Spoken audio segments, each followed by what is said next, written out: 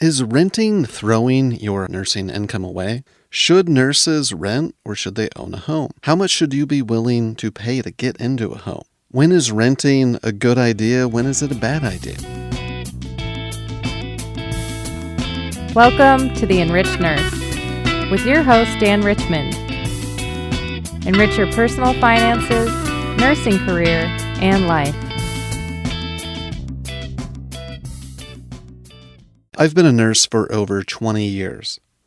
One claim I've often heard casually made in the nurses' station is that renting is throwing your money away. Is it though? Is renting so bad? Is it a poor investment? Is owning a home that much better? As a homeowner and former renter who could have afforded to buy a home sooner, the answer is it depends. There are purely economic answers to this question. In many real estate markets that are overly expensive, renting is often the smarter choice. In others, owning can actually be cheaper. Generally, renting will be more financially sound if you don't intend to stay in the home for a long period.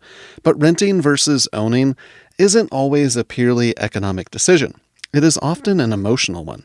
Homeownership for many has long been considered the American dream. It offers the potential to carve your own space out in the world and build your own little kingdom, where you get to call all the shots and you are the decider, where no one reigns over you, where you get to make the decisions, where you can dump all your nursing income into improvements and create that perfect space. The reality is a little more complicated, but the answer for you can be simpler. If it's your dream to become a homeowner, then you should pursue it while being conscious of the costs and the implications. If renting suits you, then you should just rent. There are far more lucrative ways to invest and boost your wealth while renting than buying a home that you live in and waiting for it to appreciate. If you fear renting is throwing your money away, then you'll be pleased to hear that it is not. Let's start by dispelling this myth. 1, you need a place to live. If you look at Maslow's hierarchy, the bottom very clearly lists food, water, sleep, warmth, and shelter. And sleep and warmth are pretty well related to shelter. Paying for something that is critical to your basic needs and ensuring they're being met and that, living a healthy life is dependent upon, obviously that's worth paying some amount of monthly income for, whether you're owning or renting. Rent has low upfront costs. Usually, you're not going to have to pay tens of thousands of dollars just to get into a place to live. Usually, you're going to have to pay a deposit, first, last month's rent. Usually, you're not going to have to pay a ton of fees. And there's not going to be a huge application process that potentially takes months, which closing can often take. It gives you a fair amount of flexibility. You don't have to stay in a rental potentially for years and years, and you can leave it when the housing market's bad. You get a fair amount of flexibility by renting. You can take a 6-month lease, you can lease for an entire year, or you can avoid a long-term contract and lease altogether and just rent month to month. You also have the ability to rent rooms or a space that meets your needs rather than renting an entire house or apartment or unit.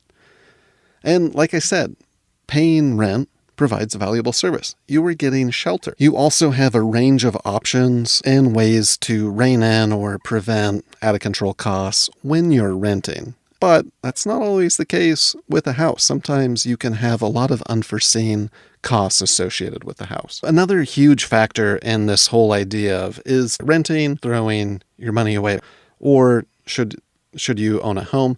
You got to look at the mortgage payment versus the rent payment. So most people are going to be taking out a mortgage, they're going to be borrowing money to buy a house. And when you look at the costs that go into that versus the rent payment, it paints a much different story. There's this assumption that your mortgage payment is building you wealth and that it is, building up a ton of equity in the home and that you're going to sell this thing and make a ton of money someday. But your mortgage payments primarily go to interest for years. It's a pretty small amount that actually goes to equity and the mortgage payment. So, sure, you pay rent. That money is going to the landlord. Yeah, you're getting a valuable service in return. And it's not really building up any wealth for you. Once you pay that money, it's gone. But it would be a mistake to assume that your mortgage payment, that a large portion of that isn't also gone. It's just going to a different kind of landlord. It's going to a bank. So a small amount of it goes to equity. So let's say that we take out a loan for $400,000 at 6.5% interest. The payment for that each month is going to be around $2,500, including taxes and insurance costs.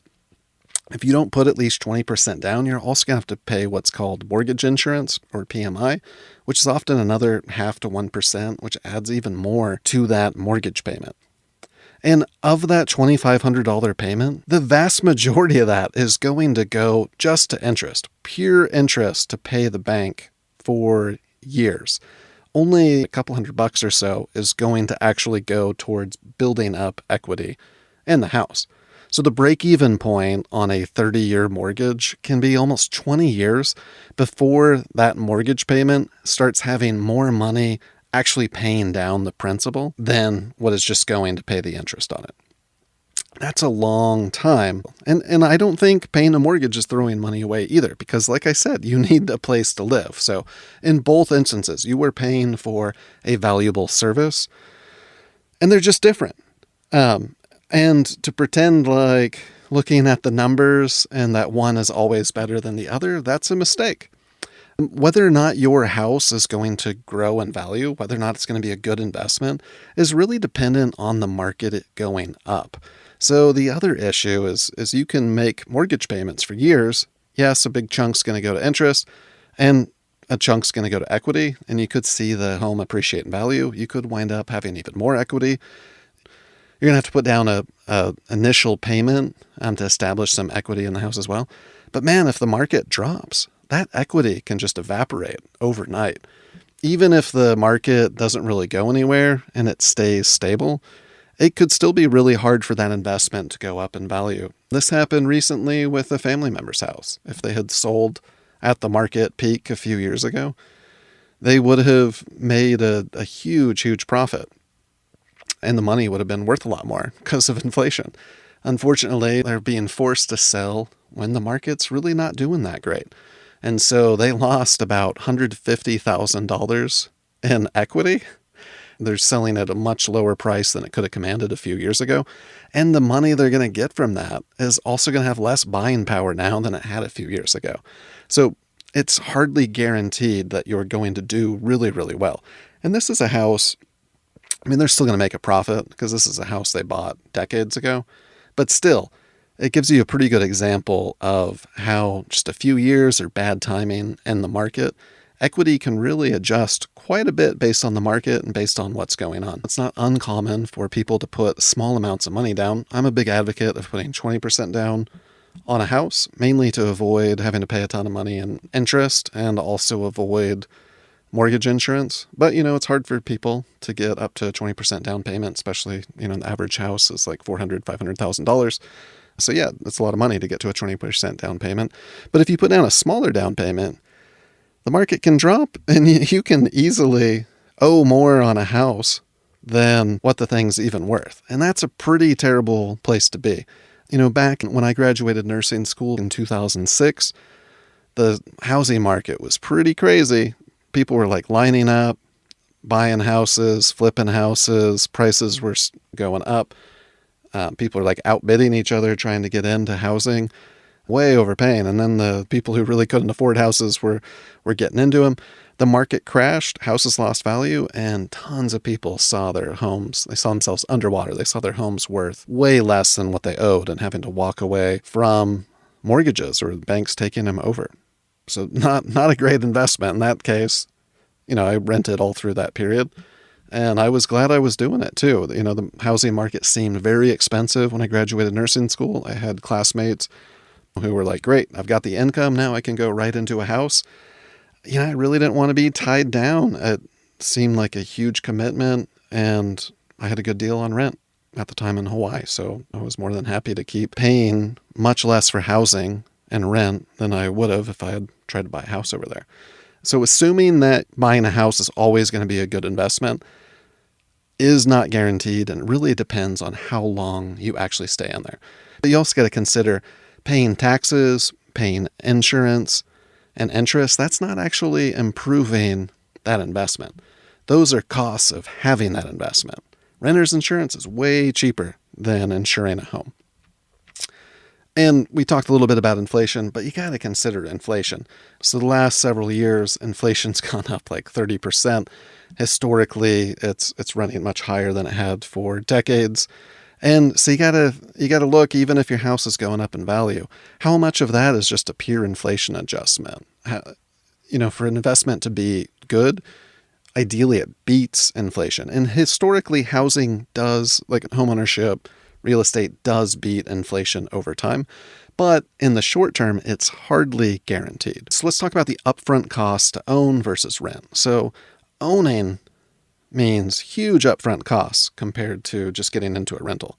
Like I said, rent is often just a first and last deposit, but upfront costs to own a home are pretty big. So you're going to look at loan origination fees, even though it seems like, when you buy a house, even though it seems like you're not having to pay a real estate commission, you're definitely paying the higher price on the house because the seller's paying tens of thousands of dollars likely in real estate commissions. And then also there's like the closing costs, titling costs, all kinds of things.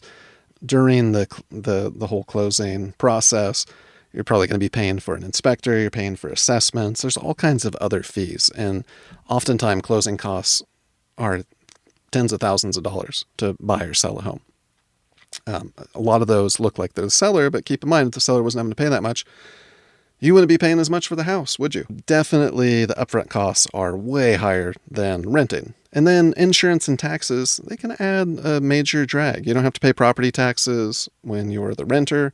I mean, sure, your landlord is paying property taxes, so they're probably, considering their cost to own.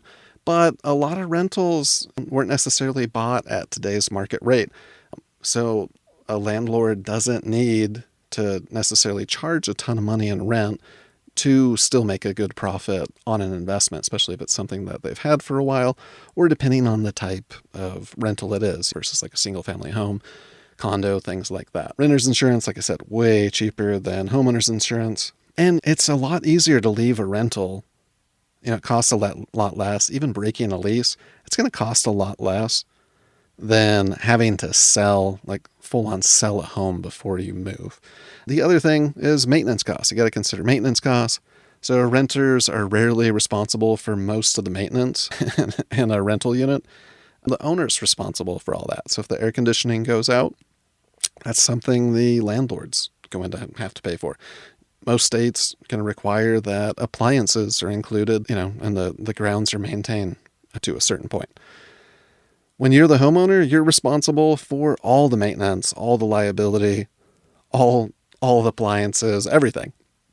No matter how much money you're paying the bank in interest, you're still responsible for all the maintenance and upkeep and maintaining that homeowner's insurance and property taxes as well.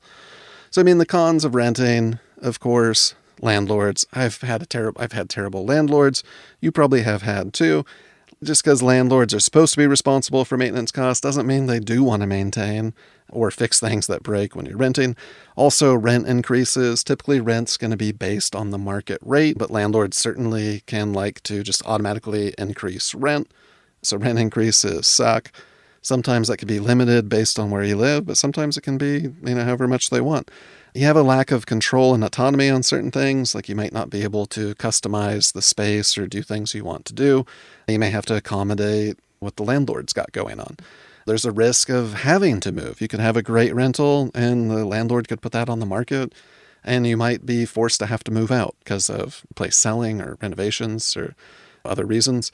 There can be market limitations and availability. So if you're in an area where housing's in limited supply, there's high demand, it's high growth, there's a lot of competition, then there could be seriously high rent costs and price gouging.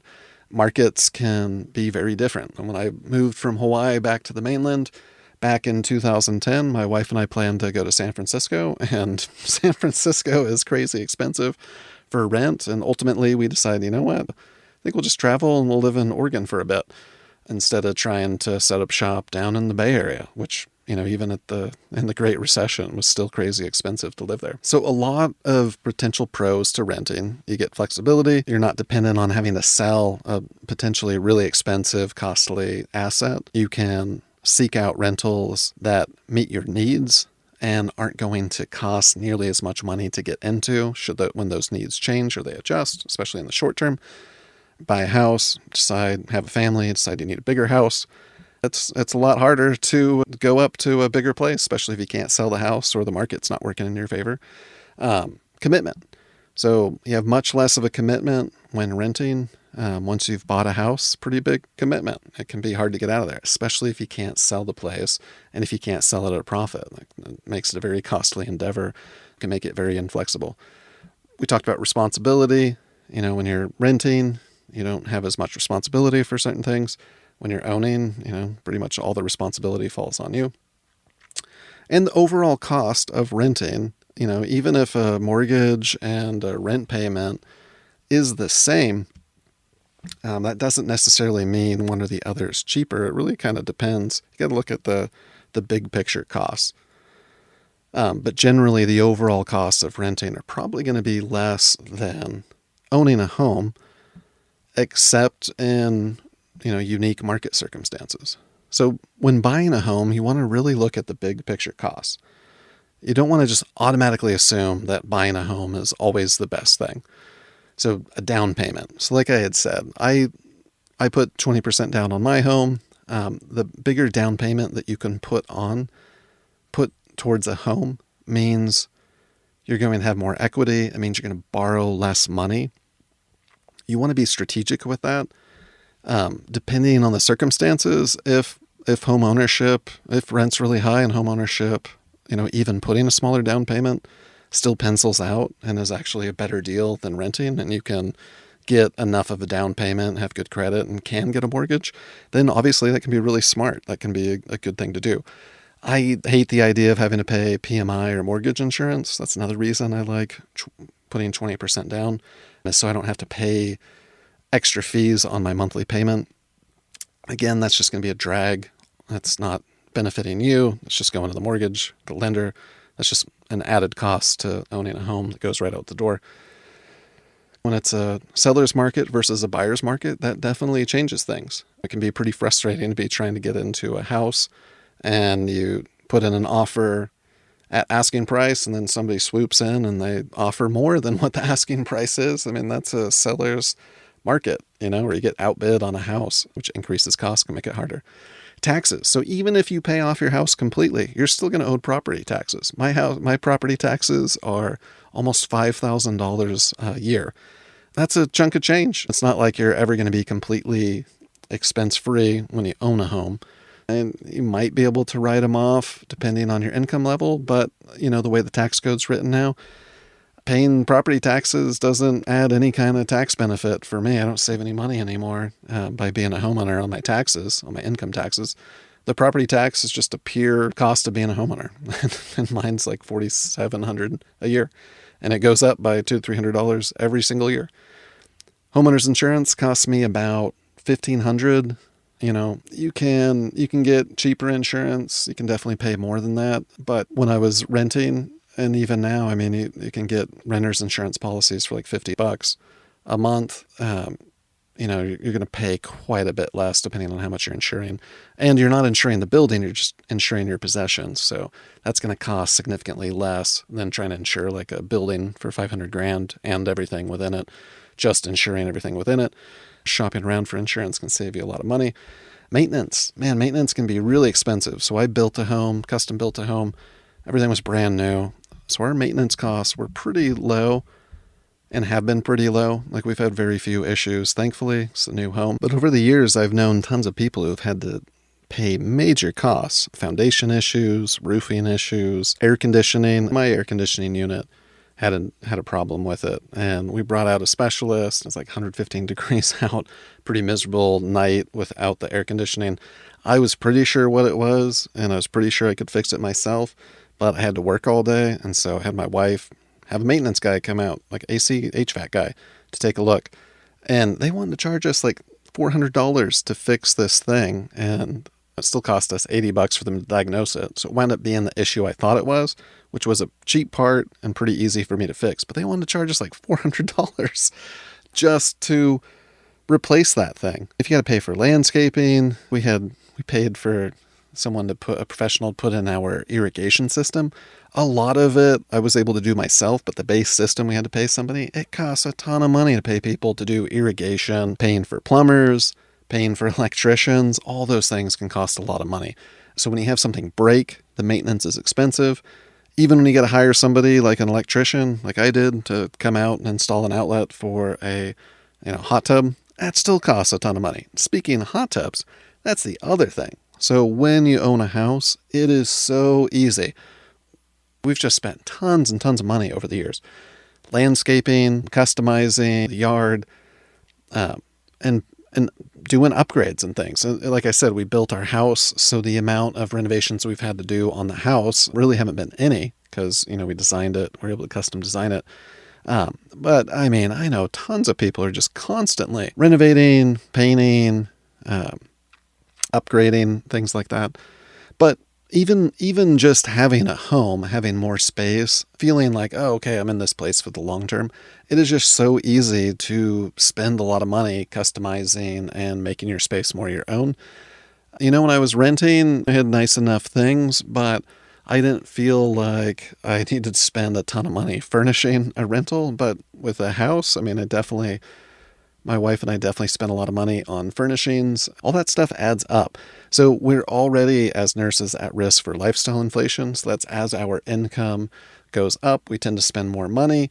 When you're a homeowner, you have a lot of things that makes it really easy to be like, oh, I need this, and I need this, and I need this. It's just so easy to spend a ton of money on a home.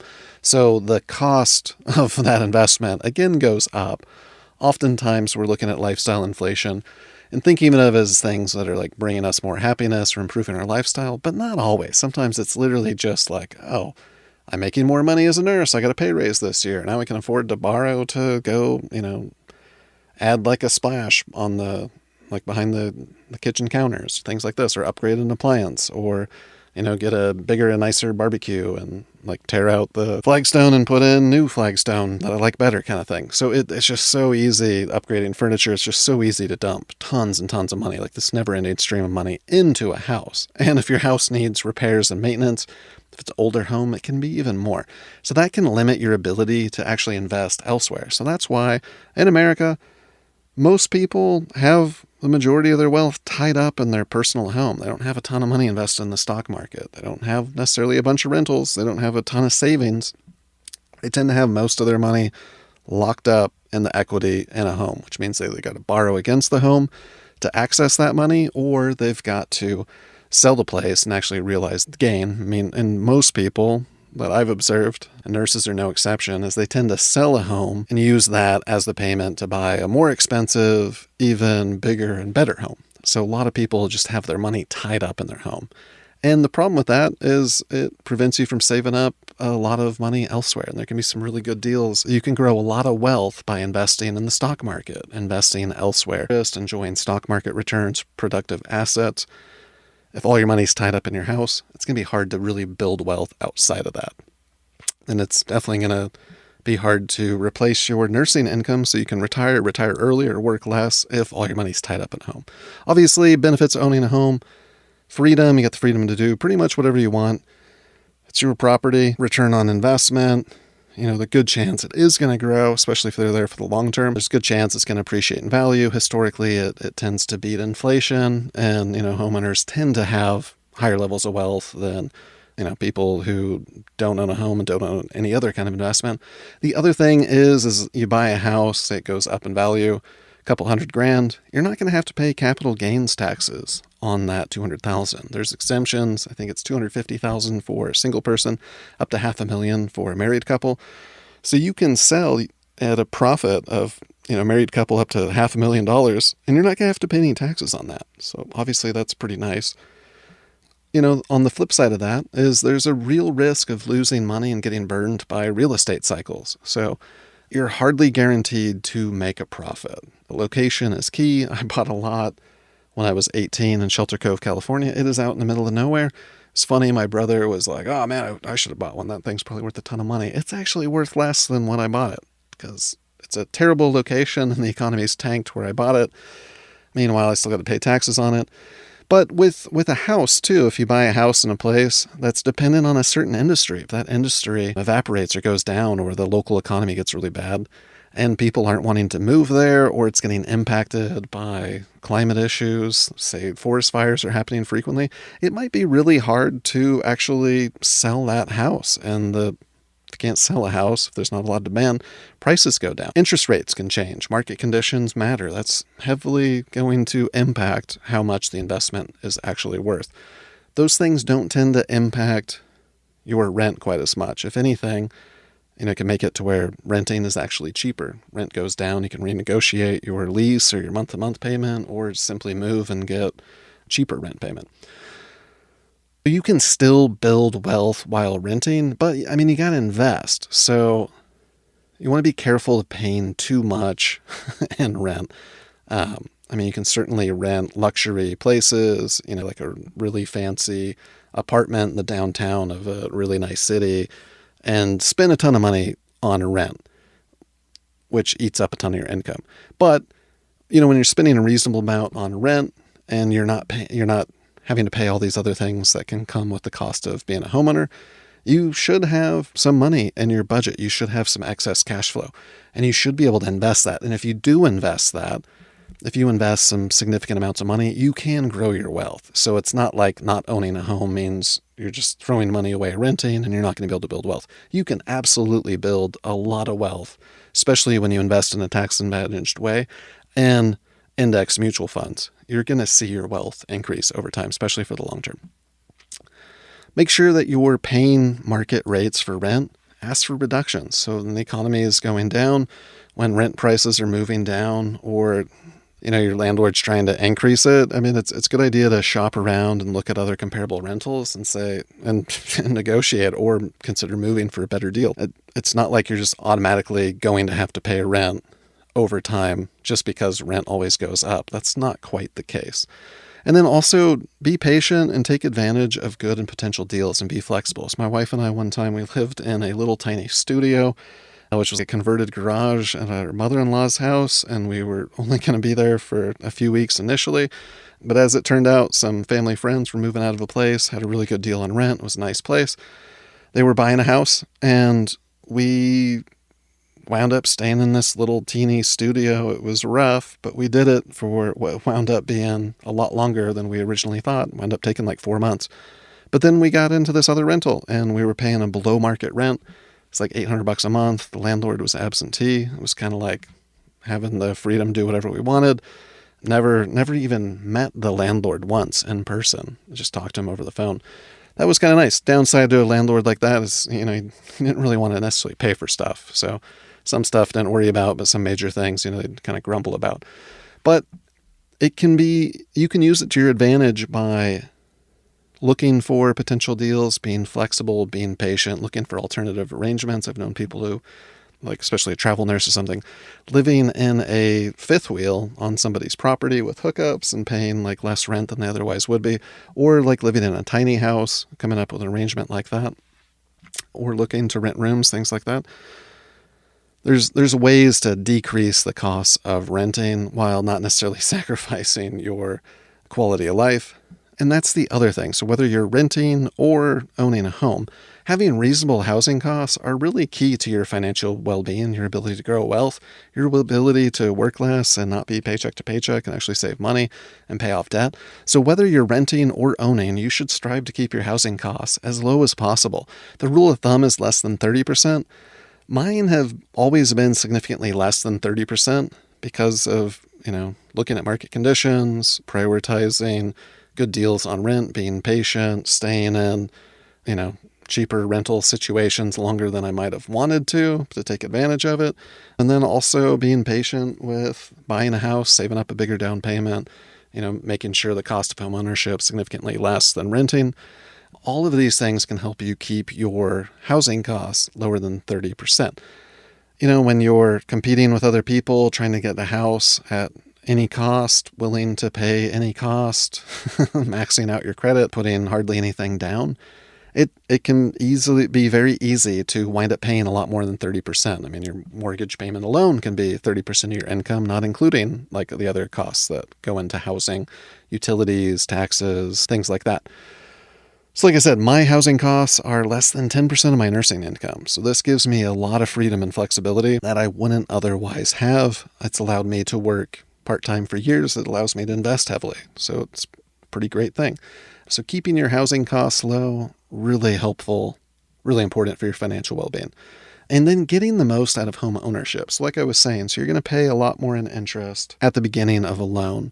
And that becomes a really good deal. All those closing costs, all those expenses, that higher interest, that becomes a really good deal for the bank when you only stay in a home for like a few years or even less than 10 years.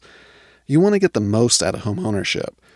So this is another factor where it can make more sense to rent. If you're not going to stay in a place, there's a good chance, even if you do sell it at a profit, you're really not making as much money as you thought you were making because of how much you've had to pay in interest and other expenses.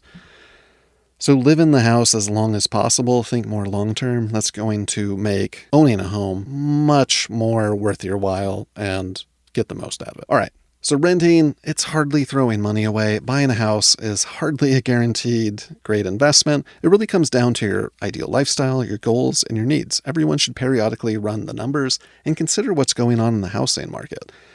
Obviously, when it's cheaper to buy a house, when you've run the numbers, then it makes sense to not rent, especially if you're planning to stay in a place.